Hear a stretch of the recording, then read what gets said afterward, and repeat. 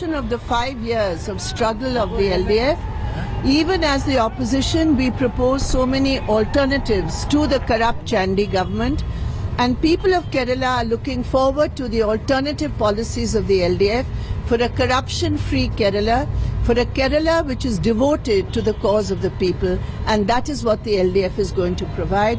And we warmly extend our greetings, our warm greetings to the people of Kerala. What do you think about the Tamil Nadu election? Tamil Nadu, it seems that Jayalalitha ji has overcome the challenge which was posed by the DMK. We have had an alternative front of our party and the other left parties, and we will have to wait for the final results to make a review of that.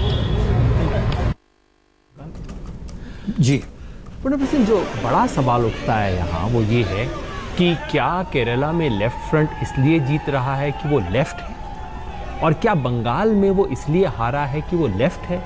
मेरे ख्याल में ईमानदार उत्तर दोनों का होगा कि नहीं। केरला में लेफ्ट फ्रंट इस वक्त जीत रहा है। वृंदा जी कह रही थी, वैसे पॉलिसीज़ और अच्छी बातें कर रही थी, ये एक सामान्य वहाँ का रूटीन हो गया है राजनीति का। एक पार्टी जाती है, दूसरी पार्टी आती है, डीएमके एडीएमके का जैसे हुआ करता था उससे कोई भिन्न नहीं है।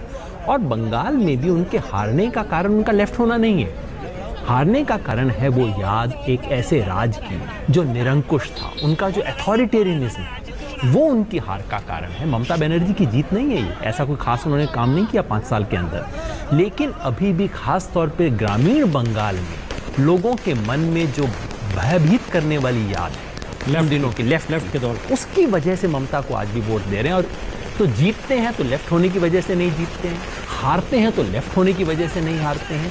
ये सबसे खतरनाक चीज़ है इस वक्त लेफ्ट के लिए। यानी कि शब्दावली जरूर वो रह गई है लेफ्ट, प्रोग्रेसिव और बड़ी बड़ी बातों वाली, लेकिन जमीन में धरातल पे जहाँ चुनावी राजनीति कर रहे हैं वहाँ उसका कंटेंट ये बिल्कुल नहीं करता है। एक चीज मैं कहूँगा, इससे थोड़ा डिफर करूँगा। एक बहुत बड़ा चीज बंगाली वोटर के अंदर काम किया है। लेफ्ट स्टेट में पॉलिटिक्स कर रहा है, पावर में आ रहा है, केंद्र में वो बाहर से सपोर्ट करेंगे, सत्ता में नहीं जाएंगे। ये चुनावी राजनीति का सबसे बड़ा उपलब्धि प्रसून ये जरूर है कि अगर आप सत्ता में नहीं गए आप कर कुछ नहीं सकते हो, आप बाहर से सपोर्ट करेंगे, ज्यादातर स्पीकर बना देंगे सोमनाथ जी को। और जब ज्योति बासु का नाम आया कि वो प्राइम मिनिस्टर बन सकते हैं, सबने कहा, जो थर्ड फोर्स वाले थे, तब ये करार लोगों ने, प्रकाश करार जैसे लोगों ने उनको रोक दिया। 10 साल बाद में जिस बंगाल से 35 एमपी आने से आपका लेफ्ट का मसल बनता है सेंट्रल पॉलिटिक्स में, उसी बंगाली वोटर को अगर आप जाके कहोगे कि ज्योति बासु तब नहीं बना, ये हमारा लाइन ठीक था, आज मायावती को हम पीएम प्रोजेक्ट करें, बंगाली आपको जूता मारेगा नहीं मारेगा। इसी वजह से लेफ्ट का ये डेसिमेशन हुआ है। रूरल बंगाल में ये जरूर हुआ है कि जिस लेफ्ट ने बहुत जोर शोर से ऑपरेशन बरगा किया और लैंड रिफॉर्म्स किया, भूमि सुधार का काम किया, वही लेफ्ट किसी जगह में जाकर लोगों को ये लगने लगा, जो गरीब तबके के लोग हैं, कि हमारा जमीन छीना जाएगा यहाँ उद्योग लगाने के लिए। Left began to look not less left, I will say not left नहीं कहूँगा, लेस लेफ्ट। वहीं पे बंगाली मिडिल क्लास के पास ये बहुत बड़ा सवाल आ गया कि ये कराट येचुरी लोग दिल्ली में बैठ के एक आध जेएनयू का चुनाव जीत के हमें इलेक्शन सिखाते हैं। प्रमोद दासगुप्ता ने हरकिशन सिंह सुरजीत को जलंधर कांग्रेस के पहले ये कहा था, ये मैं जानता हूं, कि पहले 2 पंचायत सीट जीतिए पंजाब में, फिर मुझे लेक्चर देना। तो ये एक बहुत बड़ा बात है कि लेफ्ट का आज बहुत बड़ा संकट ये है, जब तक इनको इनफ एमपी बंगाल से नहीं मिलेगा, सेंट्रल पॉलिटिक्स में इनका कोई मसल वसल कुछ सिग्निफिकेंस नहीं रहेगा। 35 सीट्स वहां से आएगा तो यहाँ 55-60 का एक लेफ्ट का ब्लॉक बन सकता है, एंड दे कैन पंच। नहीं, लेफ्ट होने की वजह से नहीं जीत रही है, लेफ्ट होने की वजह से नहीं आ रही है, लेकिन हमारा सवाल मौजूदा वक्त में नेशनल पॉलिटिकल पार्टी को लेकर है। एक तरफ बीजेपी की एंट्री बंगाल में क्यों, और दूसरी तरफ असम में ऐसी जीत जिसमें लगता है कि बीजेपी ग्रामीण इलाकों में भी पहुंच चुकी है, जो यहाँ से मैसेज नहीं आ रहा था। एक मिनट, अरुण जी है, बीजेपी के नेता हमारे साथ जुड़े हुए हैं। अरुण जी, जो मैसेज है वो कह सकते हैं बीजेपी के लिए बहुत शानदार मैसेज है, लेकिन सवाल यही है कि क्या ये मैसेज दूसरे पॉलिटिकल पार्टीज की कमजोरियों की वजह से है या आपकी ताकत रिफ्लेक्ट हो रही है कि आपके पास आइडियाज हैं, गवर्नेंस है, या फिर गठबंधन की समझ है? आज भारतीय जनता पार्टी की 11 करोड़ कार्यकर्ता है और विश्व की सबसे बड़ी पार्टी है। हमारा हर बूथ पे कार्यकर्ता है। जो माननीय मोदी जी के नेतृत्व में जो काम हो रहा है वह नीचे गांव गरीब कल्याण किसान के लिए जो काम है उसको नीचे तक ले जाके हम पहुंचा रहे हैं। यह ऐसा नहीं कि कांग्रेस के एंटी इनकम्बेंसी के कारण हम जीते हैं आसाम में। आसाम में हम डेवलपमेंट का एजेंडा लेके गए। केंद्र सरकार की नीतियां जो माननीय प्रधानमंत्री जी अमित शाह जी के नेतृत्व में जो काम कर रहे हैं हम लोग उसको नीचे ले गए।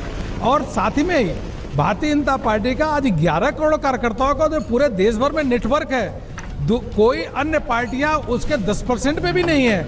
यह कार्यकर्ताओं का जितना बड़ा नेटवर्क है उसका एक रिफ्लेक्शन है। आज करोड़ों भारतीय जनता पार्टी के कार्यकर्ता जो माननीय मोदी जी, माननीय अमित भाई शाह के नेतृत्व में काम करते हैं वह आज प्रसन्न है और यह रिजल्ट उसी के अनुरूप है। प्रधानमंत्री मोदी ने ममता बनर्जी और जयललिता से बात की, उन्हें बधाई दी और इसकी जानकारी उन्होंने ट्वीट करके दी है।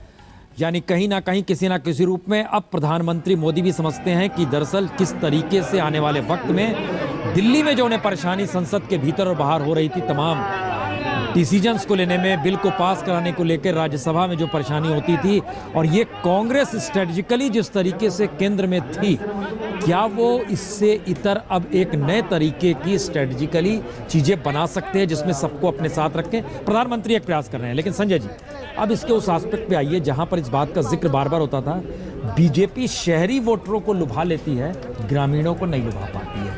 कांग्रेस परंपरा से चली आ रही है, सब तक पहुंची हुई है, लेफ्ट एक विचारधारा के तहत चीजों को, क्या ये मिथ टूटते हुए नजर आ रहे हैं? बिल्कुल, इसकी शुरुआत 2014 के चुनाव से ही शुरू हो गई थी।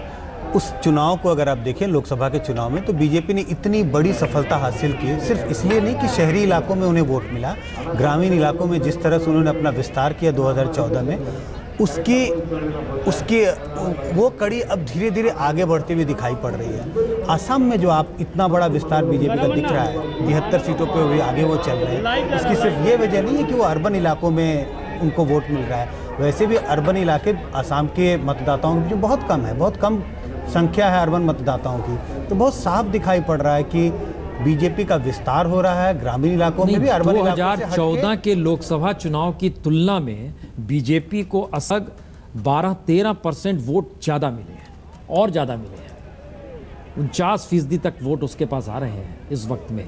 तो क्या ये जमीन जो 2014 के लोकसभा चुनाव के वक्त तैयार हुई वही विस्तार में नजर आ रहा है? देखिए, वोटों का जो अनुमान अभी लगाया जा रहा है, बीजेपी का वोट जिसे कह रहे हो वो सिर्फ बीजेपी का वोट नहीं, उसमें एजीपी और बीपीएफ दोनों के वोट शामिल हैं। विस्तार, निश्चित रूप से विस्तार, मुझे लगता है अगर लोकसभा तुलना के में जो वोट उनको मिले उसके हिसाब से देखेंगे तो लगभग बीजेपी को उतने ही वोट मिल रहे होंगे, लेकिन बीजेपी सीटें कम लड़ रही है असम इस बार के चुनाव में। असम के बीजेपी के वोट का विस्तार क्यों हो रहा है, इसका मुझे लगता है स्पष्ट कारण ये दिखाई पड़ता है, ये एक बदलाव की जो इच्छा लोगों के बीच में है, बदलाव, ये मुझे बहुत कांग्रेस के खिलाफ बहुत वोट दिखाई नहीं पड़ता असम में। ऐसा नहीं है कि कांग्रेस का वोट बहुत गिरेगा पिछले विधानसभा चुनाव की तुलना में या लोकसभा के चुनाव की तुलना में। लोकसभा के चुनाव में उन्हें करीब 28-29% वोट मिले थे, शायद 2-3% का नुकसान होगा, लेकिन एक वोटरों के बीच में एक बहुत बड़ी उम्मीद थी कि अब हमें एक बदलाव चाहिए। 15 साल के कांग्रेस के शासन के बाद एक बदलाव की भावना थी, और उस बदलाव के लिए Really, we are all sincerely grateful to the people of Assam. It is the people of Assam who have brought these particular changes and have given an opportunity to BJP and allies partners to work for the overall growth of the state and also to take up the long-standing problem of the state of Assam. So we are sincerely grateful to them. And Majuli being the most backward constituency in the state and one of the biggest river island in the world. So that is why we have many particular problem to be sorted out in the near future. So I will work sincerely with the blessing of the people of Majuli and the people of Assam to find out a lasting solution to it. Sir আপুনি 11,000 ভোটত lead লৈ আছে, আপুনি কি কয়? মাজুলী ৰাইজৰ सर्बानंद सोनोवाल जाहिर है राज्य के मुख्यमंत्री बनेंगे। जाहिर है इन सब के बीच ये भी अब कयास लग रहे हैं कि केंद्र में जल्दी कैबिनेट रिशफल की स्थिति भी आ जाएगी। लेकिन इन सबसे इतर फिर दोबारा हम लौट रहे हैं स्टेट पॉलिटिक्स पर ही। अब ये सवाल है, हम आपसे जरा एक चीज़ जानना चाहेंगे, आप हमारे साथ जुड़े हैं रामचंद्रन जी। क्या जयललिता और ममता को बधाई सबसे पहले दी, सोनोवाल की बधाई का ट्वीट नहीं किया प्राइम मिनिस्टर ने, ममता के साथ जो बातचीत की और जो उसका ट्वीट किया प्राइम मिनिस्टर ने और मैसेज दिया। क्या कांग्रेस माइनस विपक्ष, कांग्रेस सिमट रही है, अब बीजेपी की स्ट्रेटजी होगी इस मैसेज को बड़ा किया जाए, जिससे सहयोगी दल जो बीजेपी के खिलाफ जाते हैं, कांग्रेस के साथ खड़े होते हैं, वो अब आए, क्योंकि स्टेट को भी सेंटर की जरूरत है, पैसा चाहिए, तमाम चीज चाहिए। क्या ये नई स्थिति भी नजर आएगी? देखिए, एक चीज़ तो बड़ी स्पष्ट है, तमिलनाडु का जो आउटकम इस बार आया है, ज़्यादातर लोगों ने नहीं माना कि जयललिता फिर जीत के आएगी। अपने आप में एक रिकॉर्ड है, पहली बार 27 साल में एक द्रविडियन पार्टी दूसरी बार कॉन्सिक्यूटिवली जीत के आ रही है। इसका सिग्निफिकेंस जो दोस्ती जयललिता जी की है प्रधानमंत्री मोदी साहब के साथ, इसको आप नकार नहीं सकते। दूसरी बात यह है कि डायरेक्टली इलेक्शन से पहले जयललिता जी ने ये नहीं कहा कि हम मोदी साहब के सरकार को सपोर्ट करेंगे, अगर हम जीते तो पार्लियामेंट में हमारी कुछ अंडरस्टैंडिंग होगी। पर ये जाहिर था कि अंडरस्टैंडिंग जीत के बाद ज़रूर होगी। और बहुत महत्व की बात है कि मोदी साहब जितने बार भी तमिलनाडु गए, उन्होंने डायरेक्टली जयललिता पे अटैक नहीं किया। अगर किसी ने जयललिता पे अटैक किया तो वो थे अमित शाह, बीजेपी के अध्यक्ष, जिन्होंने कहा कि इतना करप्ट गवर्नमेंट इससे पहले कभी हुआ नहीं तमिलनाडु में, और आपको जयललिता जी के सरकार को निकाल के बाहर फेंक देना चाहिए। उसका उनको जवाब मिल गया। अब रही तीसरी बात, देखिए सबसे जो चिंता की बात थी बीजेपी के लिए, वो आपने दोहराया। राज्यसभा में उनके पास बहुमत नहीं है और उनके लिए सबसे बड़ी दिक्कत वहीं पर हो रही है। ये जो फिनेंस मिनिस्टर साहब जेटली ने कहा सिर्फ 3-4 दिन पहले कि राज्यसभा में इलेक्शंस होने हैं 53 सीटों के लिए, कुछ 6-7 सीट अभी उन्होंने नॉमिनेट करके भेजा है, और उन्होंने कहा जब मॉनसून सेशन आएगा हमें अपने गठबंधन और साथियों के साथ मेजॉरिटी से जीएसटी बिल पास करना कोई मुश्किल नहीं होगा। उसके कुछ इशारे ऑलरेडी आपको आने लग गए हैं। सही है। चौथी बात यह है कि जो ब्रेक थ्रू उनको असम में मिला है, ये हिस्टोरिक है। यहाँ पर उनको एक पकड़ मिली है जो नॉर्थ ईस्ट में सबसे बड़ा राज्य है असम में, कि वो आगे बढ़े और बाकी जो राज्य हैं नॉर्थ ईस्ट में वहाँ पर अपना एक इम्प्रेशन बनाएं। अरुणाचल की मैं बात नहीं करना चाहता क्योंकि सबको मालूम है कि किस तरीके से वहाँ पर हुई, वो एक अलग चीज़ है। बट